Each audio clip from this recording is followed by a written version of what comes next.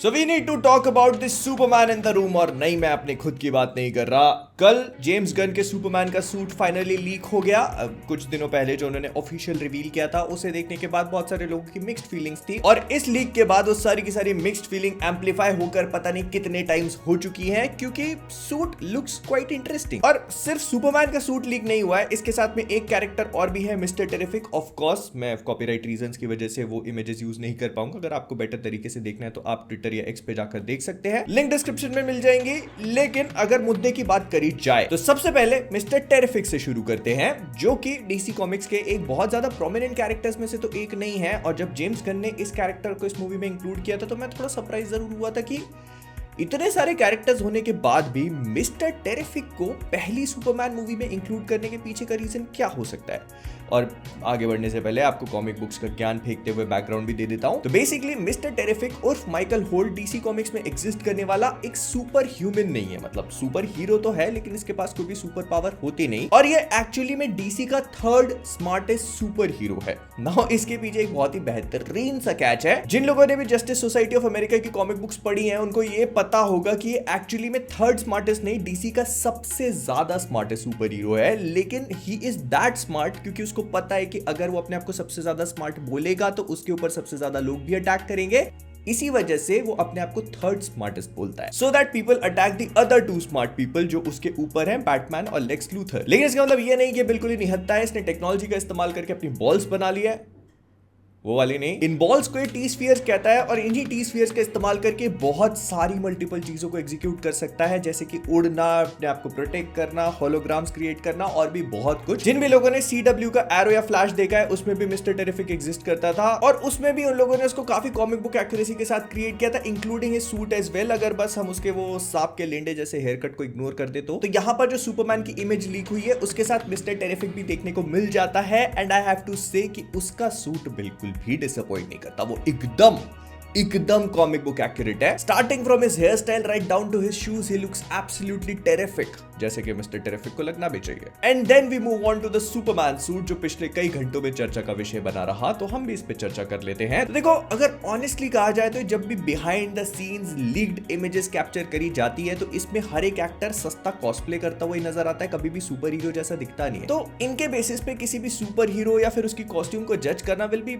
Extremely unfair. तो इसी वजह से मैं यहाँ पर अपना ओपिनियन पूरी तरह से रिजर्व करके रखूंगा। बस आपको वो सारी चीजें बताऊंगा जो इमेज में दिख रही हैं, and I will also suggest कि आप भी अपना ओपिनियन रिजर्व करके रखो जब तक हमको मूवी का ट्रेलर या फिर ऑफिशियल लुक या फिर ऑफिशियल सूट का रिवील, मतलब जो इमेज थी उसको हटा करके जो सूट का ऑफिशियल रिवील है वो देखने को नहीं मिल जाता। बिकॉज आई फील कि हमको जो सूट दिखाया गया ये हो सकता है कि मूवी का फाइनल लुक ना हो। ये जो पूरी बैगीनेस है, जो रिंकल्स हमको दिख रहे हैं, इसको ये लोग पोस्ट प्रोडक्शन में ठीक कर सकते हैं, और जो फाइनल लुक मूवी का होगा उसमें हमको एकदम स्ट्रीम लाइन सुपरमैन सूट देखने को मिले। Because as of now suit को देखकर ऐसा लग रहा है कि वो थोड़ा सा बैगी है, डेविड कॉन्सर्ट के हिसाब से थोड़ा सा बड़ा है, उसमें रिंकल्स आ रहे हैं। रिंकल्स को हम लोगों ने उस ऑफिशियल इमेज में भी देखा था, लेकिन इसका मतलब ये नहीं है कि मूवी में भी एग्जिस्ट करेंगे। बहुत सारी मूवीज के पोस्ट प्रोडक्शन में आजकल ये सारी चीजों को फिक्स कर दिया जाता है। इसका बेस्ट एग्जांपल है फैल्कन द विंटर सोल्जर। उसमें जो उसके गॉगल्स और मास्क और सूट से कनेक्टेड जो भी भौकाली सी बनाई थी उन लोगों ने, उसको पोस्ट पे उन्होंने बहुत ही बढ़िया तरीके से फिक्स भी किया था, एंड दैट इज व्हाई उन्होंने इस मूवी से उसको रिमूव ही कर दिया, क्योंकि it takes a lot of effort. और इसका एक और बेहतरीन एग्जांपल है कैप्टन अमेरिका सिविल वॉर जब आ रही थी तो उसमें ब्लैक पैंथर का सूट पहले लीक हो चुका था ऐसे ही, और उसको देखकर भी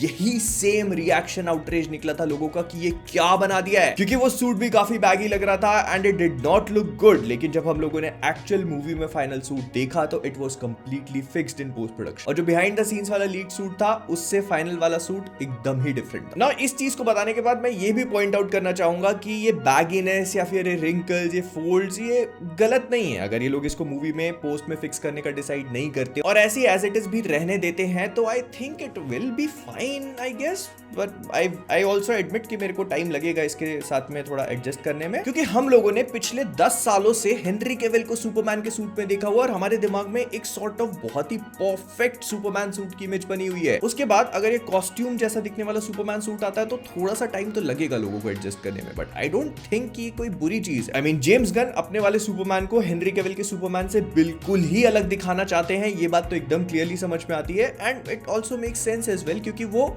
जो नॉर्मल लोग हैं उनके बीच में कंफ्यूजन नहीं क्रिएट होने देना चाहते। आई मीन जो भी इंसान रीबूटिंग के कॉन्सेप्ट के साथ फेमिलियर नहीं है उसके लिए तो ये सुपरमैन कंप्लीटली न्यू ही होगा ना, और उसको वो उसी डीसी यूनिवर्स में इमेजिन कर सकता है। तो इसी वजह से वो उसको कंप्लीटली सेट अपार्ट करना चाहते हैं। और कॉमिक बुक्स में भी ऐसा बहुत बार होता है कि सुपरमैन के सूट्स में रिंकल पड़ रहे हैं, उसका सूट कई बार बैगी भी फील होता है, वो हमेशा परफेक्ट नहीं दिखता।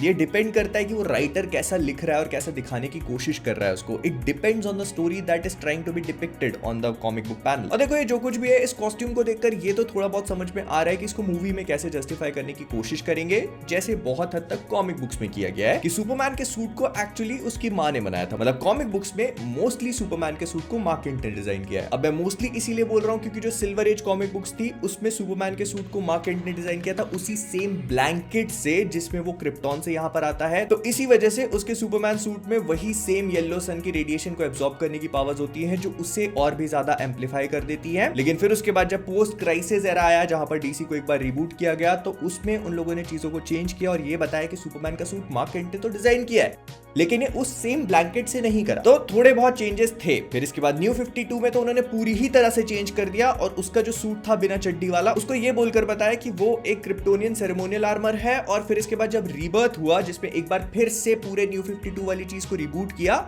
तो सुपरमैन के पास अब 2 सूट्स हैं, न्यू 52 वाला उसका वो पूरा आर्मर और इसके अलावा जो उसकी मार्क केंट ने डिजाइन किया हुआ है पोस्ट क्राइसिस वाला सूट वो भी। तो he has a choice now. लेकिन अगर आप पैटर्न को नोटिस करने की कोशिश करोगे तो यहाँ पर मोस्टली सुपरमैन के सूट को उसकी माँ ही डिजाइन कर रही है। तो हो सकता है कि इस वाली मूवी में भी उसके सूट को, ये जो कॉस्ट्यूम हम देख रहे हैं, इसे मार्क केंट डिजाइन करे। ऑल्दो मैं ये बात भी मानता हूं कि इस फैब्रिक को एक सुपरमैन के सूट में डिजाइन करने के लिए उनको फैशन डिजाइनिंग में कोई ना कोई डिग्री करने की जरूरत जरूर पड़ेगी। इसी सेम चीज को सुपरमैन एंड लोइस का जो टीवी शो एयर हो रहा है उसमें भी दिखाया गया था जहां पर सुपरमैन वो आइकॉनिक कॉमिक बुक पैनल को रिक्रिएट करता है और फिर जब उससे बोलते हैं कि वाह क्या बढ़िया सूट बनाया तो कहता है thanks, my mom made it for me. तो ये सारी चीजें कोइंसाइड कर सकती है इस मूवी में भी बिकॉज जेम्स गन पुराने सुपरमैन को क्रिएट करने की कोशिश कर रहे हैं जो होप का सिंबल था, वो एजी वाला सुपरमैन नहीं जो जैक स्नाइडर ने क्रिएट किया था।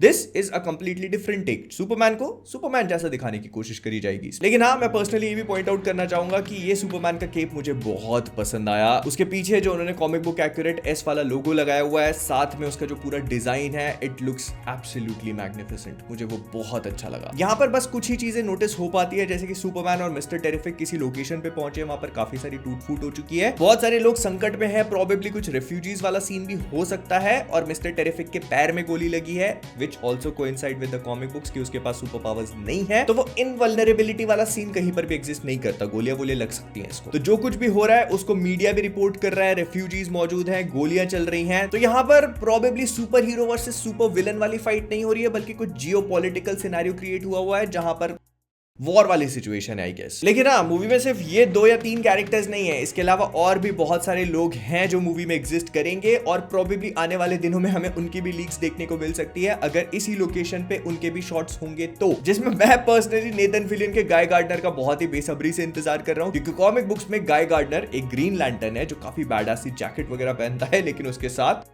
उसका हेयर कट बहुत इंटरेस्टिंग है, बहुत ही ज्यादा। तो अगर जेम्स गन उसी सेम हेयर कट को इस मूवी में लेके आते हैं नेथन फिलियन के ऊपर तो देखने में बहुत मजेदार होगा। आई वाज एक्चुअली वेटिंग कि शायद वो इमेजेस भी लीक हो जाए और हमको देखने को मिले, बट सैडली ऐसा हुआ नहीं। फिर इसके बाद मूवी में हॉक गर्ल भी है, तो हो सकता है कि उसका सूट भी हमें देखने को मिले। अथॉरिटी की इंजीनियर भी मूवी में है, उनके बारे में भी कुछ चीजें पता चली थी, बट वो बहुत ज्यादा क्लैरिटी प्रोवाइड नहीं करती है चीजों के ऊपर। और हमको ये भी पता चल चुका है कि इस मूवी में लोग लेक्स लूथर की जो पूरी कॉपरेशन है उसको लेक्स कॉप ना बोल के लूथर कॉप बोल रहे हैं। Again James Gunn trying to differentiate his universe from the Snyderverse that was created, which I think is perfectly fine. लेकिन इंतजार करना होगा आगे और क्या क्या माजरा अनफोल्ड होता है, बिकॉज ये चीजें बहुत ही मजेदार और इंटरेस्टिंग लगती जा रही है। लेकिन हाँ, सुपरमैन का सूट आई होप कि पोस्ट प्रोडक्शन में फिक्स किया जाए, because I want things to be streamline. समझ रहे हो ना क्या कह रहा हूं? नहीं समझे? कमेंट्स में समझा देना फिर। और अगर पिछला रोस्ट फर्स्ट नहीं देखा जहां पे लूथर कॉप की बात करी थी तो यहां पर होगा। तो जाने से पहले कॉमिक वर्स से मैं हूं मोहित और वीडियो लाइक कर देना, नहीं तो कल्कि के टिकट खरीदने में बड़ी दिक्कत हो जाएगी।